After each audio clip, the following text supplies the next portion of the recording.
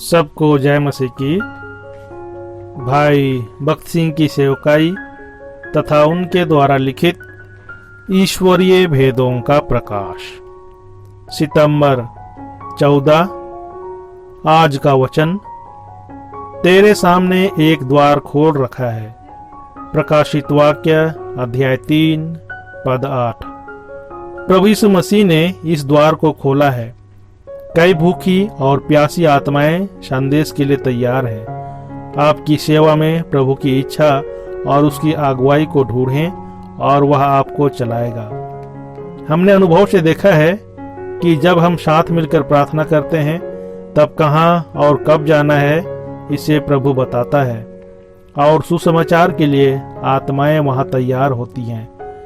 प्रारंभ में मैं भोर को सुसमाचार की किताबों, बाइबलों और पर्चों को लेकर दिन भर चलता, पर्चे को बांटता और किताबों को बेचता था, परंतु परिणाम कुछ भी नहीं निकलता था।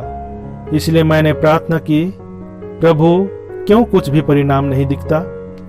मैंने बहुत कठिन परिश्रम किया है, प्रतिदिन कई मीलों तक चला, कई सुसंदेश और कई पर्चे दिए हैं और अनेक बार भोजन भी त्यागा है।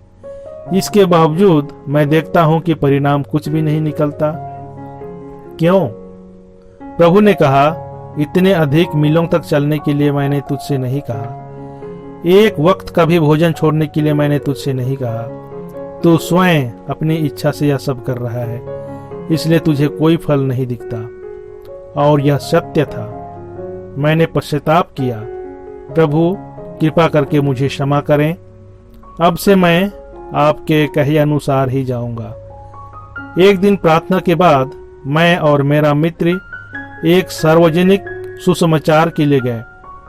मैंने अपने मित्र से कहा, हम यहाँ खड़े होकर प्रचार करें। मेरे मित्र ने मुझसे कहा, थोड़ी दूर उस वृक्ष के नीचे खड़े रहेंगे तो वहाँ कई लोग आएंगे।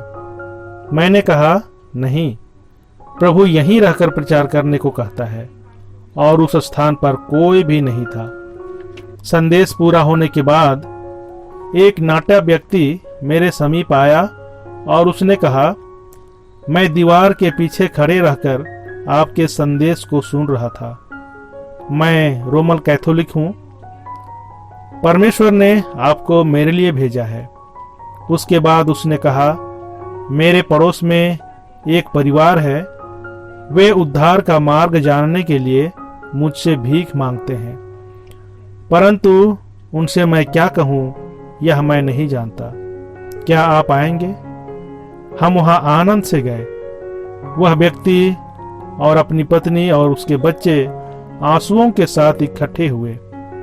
उन्होंने कहा, हमको सुसंदेश सुनाने के लिए आप आए हैं, इसलिए हम बहुत ही आभारी हैं। प्रभु हमारे सामने कई घरों में द्वार खोल रखा है, परंतु प्रार्थना द्वारा हमें ढूंढना पड़ेगा। प्रभु मुझे कहाँ जाना है इस विषय में मेरी अगुवाई करें, अभिषेक करें और मुझे आपका संदेश दीजिए और वह हमें आत्माएं देगा। इस द्वार में प्रवेश करने के द्वारा हम स्वर्गीय विरास के योग्य बनते हैं।